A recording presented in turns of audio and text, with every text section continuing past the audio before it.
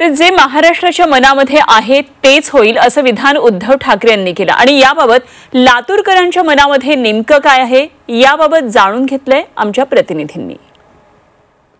आमची खूप इच्छा होती, खूप वर्षापासून आम्ही म्हणजे मी गेले जेव्हापासून पक्ष स्थापन झाला मनसे तेव्हापासून मी पक्षात आहे।